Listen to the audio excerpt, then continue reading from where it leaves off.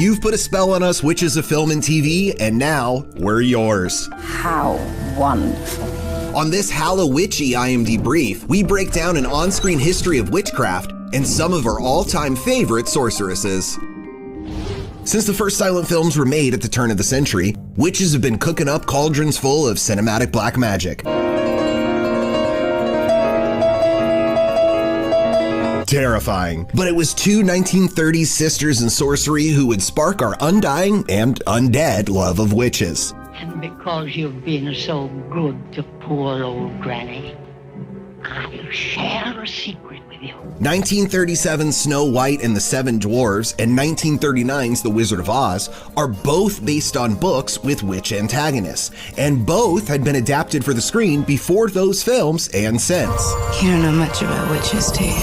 But Disney and MGM each made indelible marks on how witches would be portrayed. Although L. Frank Baum's novel does not include any green-skinned characters, the cinematic classic flexes all that was possible with Technicolor film and created the instantly recognizable Wicked Witch of the West. I'll get you, my pretty, and your little dog, too. On the flip side, Glinda the Good began a tradition of witchy women who use their powers for good, or at least not for deliberately evil deeds. I don't think you're really a bad girl.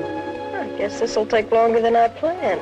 1942's I Married a Witch and 1958's Bell, Book and Candle are a pair of domestic witchcraft tales featuring bombshell enchantresses played by Veronica Lake and Kim Novak, respectively. These films represented a shift to the lighter side of black magic. Don't look at me like that. I will if I want to. And they had an unmistakable influence on two super popular supernatural 60s sitcoms, I Dream of Jeannie and Bewitched. Even witchcraft can't keep him out there all night. It's our honeymoon. The early 90s saw a spellbinding resurgence of spellbinders, beginning with a cult classic adaptation of Roald Dahl's The Witches. We will do better. We will do much better. Better is no good either. And another cult hit that became required viewing every Halloween, the hilarious 1993 Hocus Pocus. It's a star!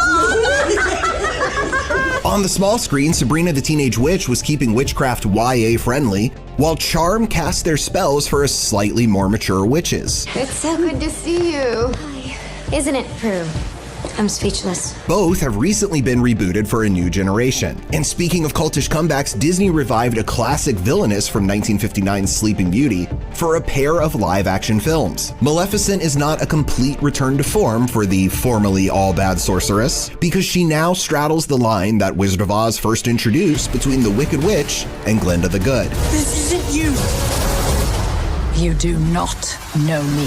And the ever-expanding Potterverse of books, plays, and films runs the gamut from good to bad witches, from Hermione Granger to Bellatrix Lestrange. I want to have a little conversation with this one.